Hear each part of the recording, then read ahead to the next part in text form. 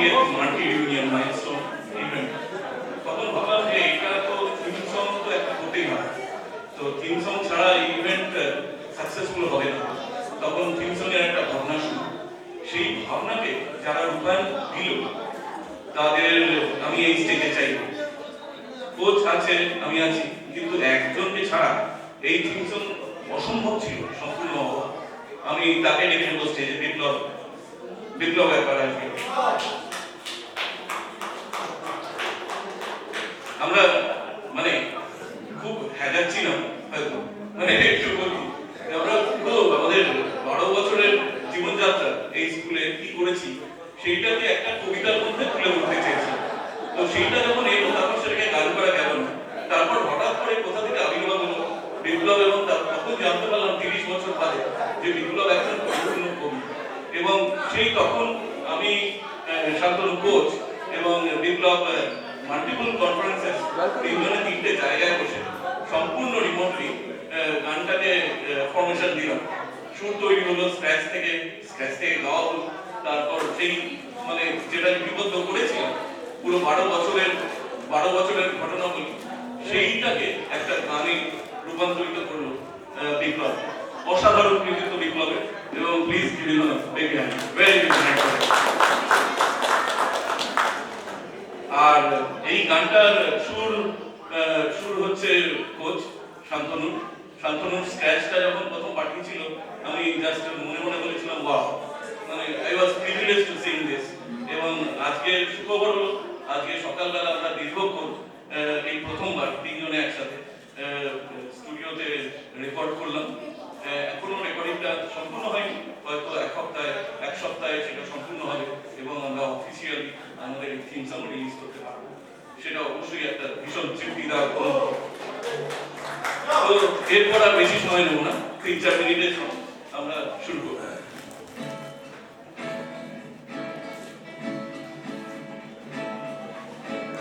ফিরে যাই চল ফিরে যাই, ফিরে যাই চল ফিরে যাই, যেখানে শৈশব আছে পড়ে সেই চক বাজারের মধ্যে।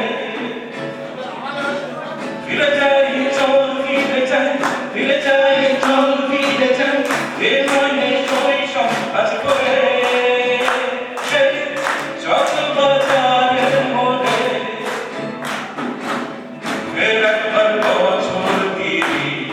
পরে স্মৃতির খেলায় চলে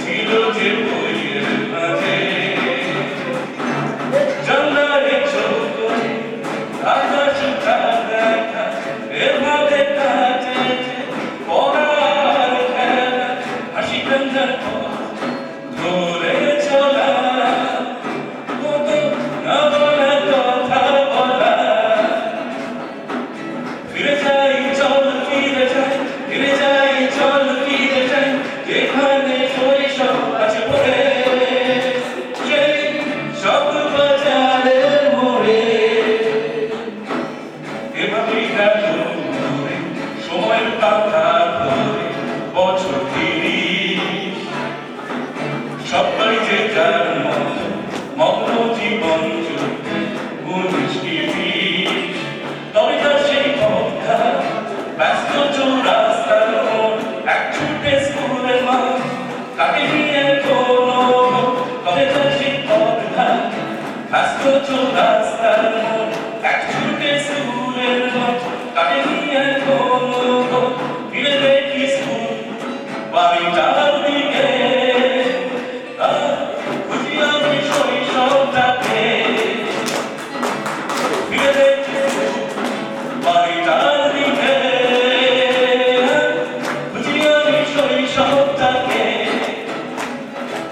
ফিরে যাই চল ফিরে যাই ফিরে যাই চল ফিরে যাই যেখানে শৈশব কাটে সেই চক বাজারে মোড়ে সবাই মিলে চক বাজারে মোড়ে একবার বছর তিরিশ পরে চল স্মৃতির ভেলায় চলে ফের একবার বছর তিরিশ পরে চল স্মৃতির ভেলায় চলে ফিরে যাই চল ফিরে যাই সবাই মিলে বলো ফিরে যাই চল ফিরে যাই ফিরে যাই চল ফিরে যাই ফিরে যাই চল ফিরে যাই ফিরে যাই চল ফিরে যাই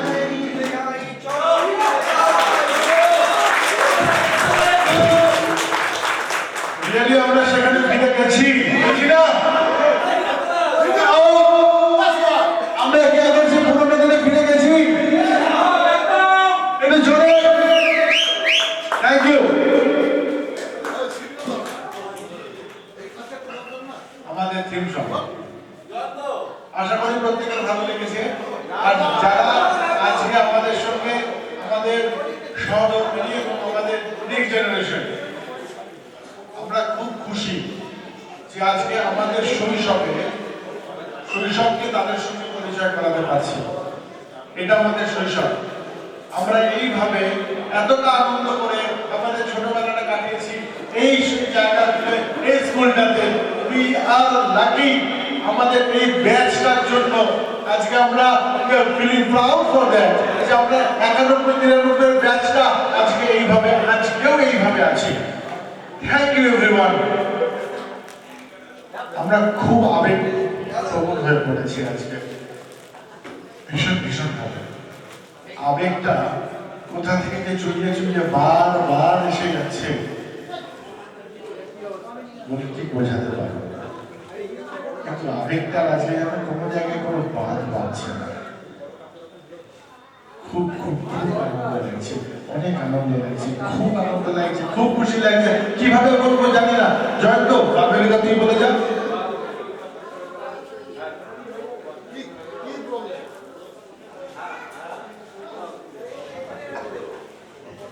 জানি না কোথা থেকে শুরু করবো একদমই প্রস্তুত ছিলাম না তবে এই অনুষ্ঠানটা যে আমরা করব এই মাইলস্টোন ইভেন্ট মাইলস্টোন ইউনিয়ন 30 একটু একটু নাম্বার কারণ 25 হয় 50 হয় যখন 25 পেলাম আমরা তখন থেকে চিন্তা ভাবনাটা ছিল যে কিছু একটা করতে হবে তো আমি আজকে কি বলবো সেটা ভাবছিলাম এবং যেটা ভাবছিলাম তার অনেকটাই সক্রিয়ভাবে বলে গেছে যে যখন আমি আমাদের ব্যাচ দেখি 91 মাধ্যমিক এবং 93 উচ্চ মাধ্যমিক আমি এই স্কুলে 12 বছর পড়েছি ক্লাস 1 থেকে ক্লাস 12 এবং এই স্কুলের সঙ্গে আমিও বড় হয়েছি বেড়ে উঠেছি বলা যায় এবং তার সঙ্গে আরো অনেক ঘটনার সাক্ষী আমরা একটা 12 বছরের বেশ দুর্দান্ত অভিজ্ঞতা এবং সেই অভিজ্ঞতার মধ্যে দিয়ে যখন গেছি তখন স্কুল নিয়ে পরবর্তীকালে কিছু করব আমাদের ব্যাচকে নিয়ে সেলিব্রেট করব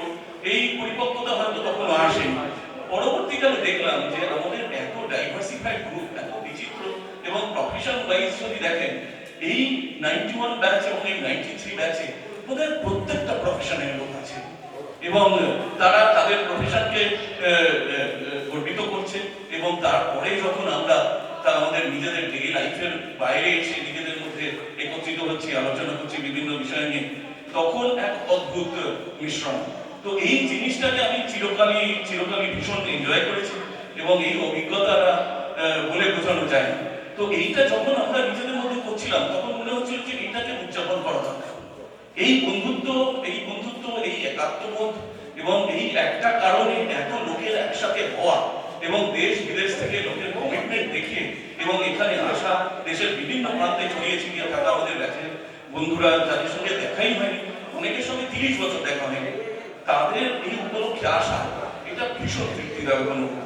এবং তারপর যখন 2 বছর আগে আমরা ভাবছিলাম যে 2021-এ একটা কিছু করব, তারপর করোনা অবভিয়াসলি তখন আমরা পিছিয়ে গেলাম এবং তখন থেকে এটা শুরু যে এই ইভেন্টটাকে আমরা 2023-তে নিয়ে যাচ্ছি এবং কিভাবে উদযাপন করব। তো একটাই জিনিস, সামনের 24 ঘন্টায় আমাদের প্রত্যেকে যারা এখানে উপস্থিত আছেন আমাদের ব্যাচে এবং যারা আমাদের জীবন সঙ্গী এবং তাদের সঙ্গে আমাদের নেক্সট জেনারেশনের অনেকে উপস্থিত আছে, আমার মনে হয় নেক্সট জেনারেশন দেখবে একটা দুর্দান্ত অভিজ্ঞতা আমরা কিভাবে এখানে তৈরি করি। সেই এক্সপিরিয়েন্স প্রত্যেকের জন্য থাকবে এবং আমরা সবাই ফিরে যাব সেই 30 বছর আগের দিনে যখন আমাদের স্কুল ছাড়তে হয়েছিল। তো এর থেকে বেশি আমার কিছু বলার নেই। কিছু লোককে ক্রেডিট না দিলে এই ইভেন্টটা কিভাবে তৈরি হলো সেইটার প্রতি জাস্টিস করা হয় না। আমি বিশেষভাবে কৃতজ্ঞ, এই পুরো প্ল্যানিংটাতে আমি ছিলাম এবং এটার আমি অংশ, কিন্তু আমি ভার্চুয়ালি অংশ, কারণ আমি এই দেশে থাকি না এবং ফিজিক্যাল দূরত্বের কারণে আমি অনেক কাজই করতে পারি না। এবং সেই পরিপূরক হয়ে আমাদের এখানের বন্ধুরা যে ক্লান্ত পরিশ্রম করেছে, সেই পরিশ্রমকে জানানো ছাড়া কোনো উপায় থাকে না। আমি স্টেজে রেখে নেব সুজিত জানাকে, আমি স্টেজে রেখে নেব সুমন্ত ব্যানার্জিকে, আমি স্টেজে রেখে নেব সুরজিৎ দেকে,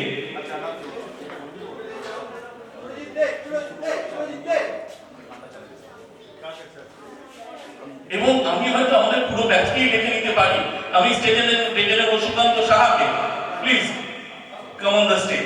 তো এদের টুকরো টুকরো অভিজ্ঞতা যখন এরা শেয়ার করবে এবং তখনই এই ইভেন্টের পরিপূর্ণ সূচনা সম্ভব। সুকান্ত দিয়ে শুরু করবো।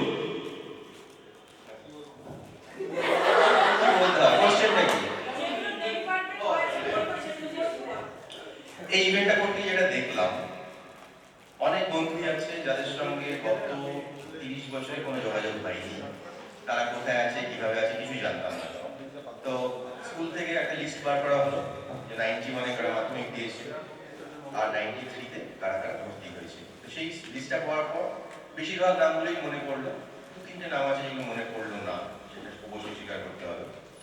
এবং সেগুলো অন্যান্য লোকজনকে দিয়ে ভ্যালিডেট করানো হলো, জানা গেল ঠিক আছে এই। এবার তারপরে যেটা বড় কাজ ছিল যে তারা এখন কোথায়, তাদের সঙ্গে কিভাবে যোগাযোগ করা যায়। তো সেইটা করতে গিয়ে একটা দারুণ অভিজ্ঞতা হলো। অনেকের কাছে গেলাম, বিভিন্ন লোকের কাছে, তাদের বাড়ির পাশের বাড়ির লোককে গিয়ে জিজ্ঞেস করলাম কাছে এখানে ছিল, চেনেন না, অনেকে এরকম ভাবে প্রচুর লোকেরই ফোন নাম্বার এবং যোগাযোগ কন্ট্যাক্ট ডিটেইলস খুঁজে পাওয়া গেল এবং সেগুলো ইউজ করে আবার 30 বছর বাদে তাদের সঙ্গে নতুন করে যোগাযোগটা তৈরি করা গেল। তো এইটা একটা দুর্দান্ত এক্সপিরিয়েন্স। হয়তো প্রোগ্রামটা হবে আজকে কালকে সেটা শেষ হয়ে যাবে, কিন্তু এই যে যোগাযোগটা তৈরি হলো এটা হয়তো অনেকদিন রয়ে যাবে যদি অন্য মানুষের কাছে যোগাযোগটা রাখতে রাজি হয়। এবং আমরা চাইব যাতে এই যোগাযোগটা মেইনটেইন হয়। এটাই হলো আমার মেইন অভিজ্ঞতা এই প্রোগ্রামটা থেকে। সুকান্ত অনেকটাই কভার করে দিল। তো আমার একটাই কথা বলার, সেটা হচ্ছে যে স্কুলটা আমার কাছে অন্য আবেগ, তার কারণ আমি নিজের ইচ্ছা স্কুলে ভর্তি হয়েছি ক্লাস 6। এটা আমার কাছে অন্যরকম একটা আবেগ। এটুকু আমরা আমাদের জার্নিটা কিছুটা আগে শুরু করেছি। অপু মানে অপূর্ব দাস আমার প্রিয় বন্ধু, ও পেছনে দাঁড়িয়ে আছে, ওরও অভিজ্ঞতা দরকার, আমি ওকে ডেকে নেব। আমরা ব্রাঞ্চের ছাত্র বলে আমরা একত্রিত হওয়ার প্রথম প্রয়াস বা প্রচেষ্টা সেটা অপুর মাথা থেকে এসেছিল এবং আমরা প্রথম এই ব্রাঞ্চ স্কুলের আমরা সেই ছোটবেলাকার বন্ধুগুলো সব এক জায়গায় হওয়ার প্রথম মিটটা আমরা ওর বাড়িতে করেছিলাম। And that was the first starting. আমাদের জার্নির শুরুটা কিন্তু ওইখানে।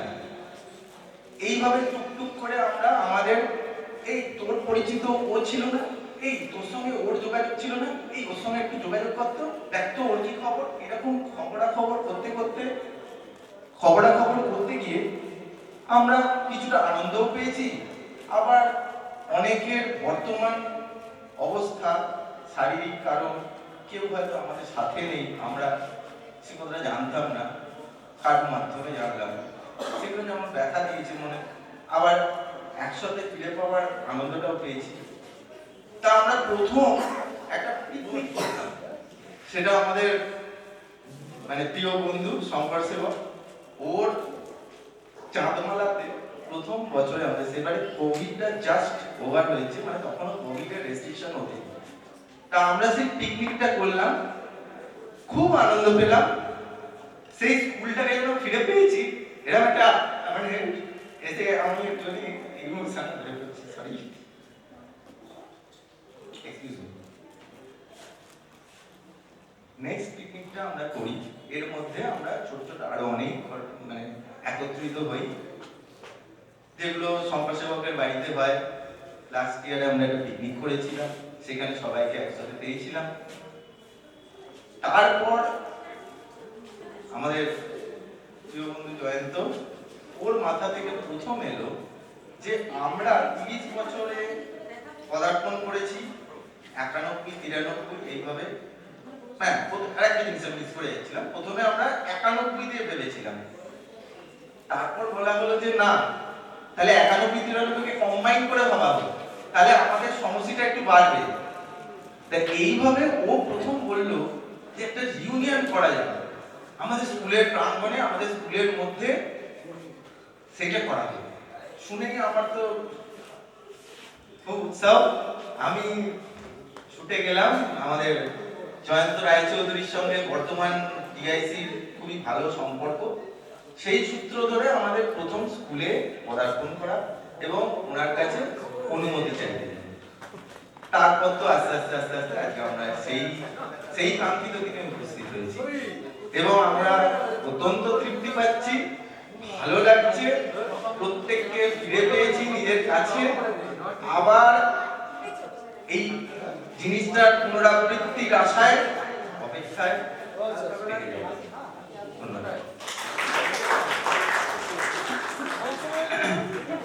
প্রায় 2 বছর ধরে আমরা যে প্রস্তুতি নিয়েছিলাম, আজ সেই উপস্থিত হয়েছে।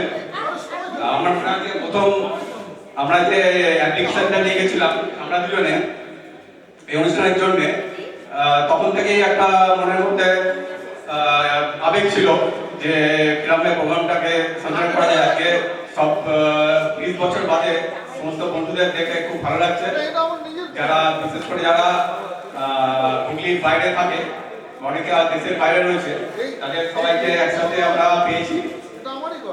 তবে একটা জিনিস আমার খুব খারাপ লাগছে, যেটা হচ্ছে যে একটা প্রভাত ফেরির আয়োজন করা হয়েছিল, কিন্তু এই শীতকাল আমার তার জন্য অনেকের উৎসাহ কম বলে সেটাকে বন্ধ করা হয়েছে। যাই হোক, প্রোগ্রাম খুব ভালোই চলছে, আপনারা সব এনজয় করুন। আমার প্রত্যেকটা বন্ধু যা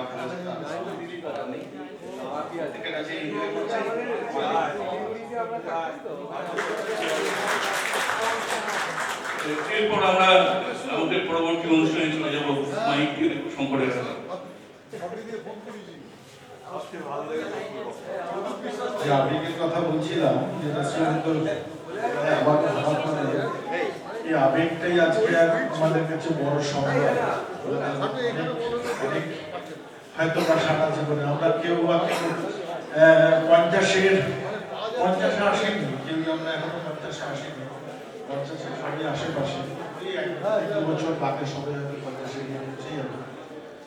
কিন্তু এই সময় আজকে যে আবেগটা আমাদের মধ্যে এসে জমা হলো, হয়তো বা সারা জীবন একটা সুন্দর বাতাবরণ করে থাকবে।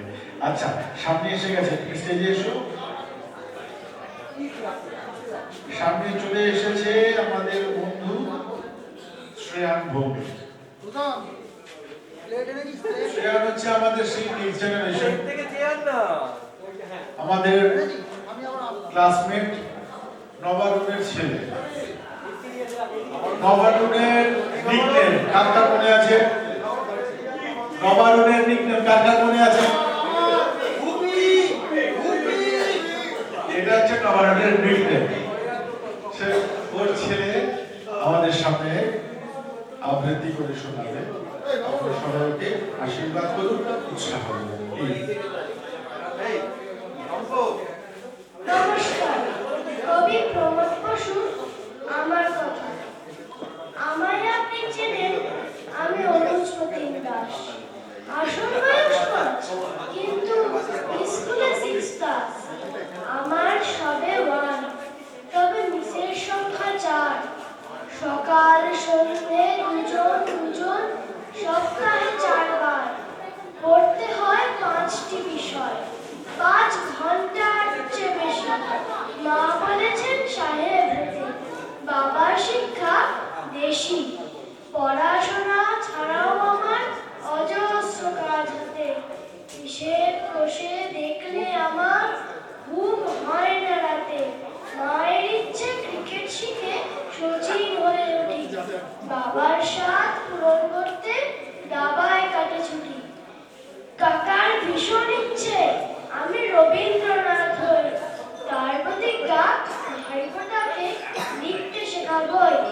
মায়ের সাথে ফি রবিবার ড্রয়িং শিখতে যাই। এসব সাথে বাজ সাধলে বেজায় সাথে পাই। সবকিছুতেই প্রথম হই, সবাই কিন্তু চান। শেখার ওজন মেরে আমার প্রাণ করে আনচান। শেখার চাপে হাঁফায় ছুটি, কোনখানে বিশ্রাম। বিশাল প্রতিযোগিতা, এ হচ্ছে পরিণাম। আমার মতো অনেক আরো অনুজ প্রতিম দাস নিজের জন্য পায় না কেন একটু অবকাশ। এসব ছেড়ে অনুজ চলল একদিন ছুটি পেলে শহর পিছনে ফেলে। জানিস তো সবাই কোনখানে যেতে চাই? পিকনিকে বারবার, ডায়মন্ড হারবার। আর যদি ছুটি পাই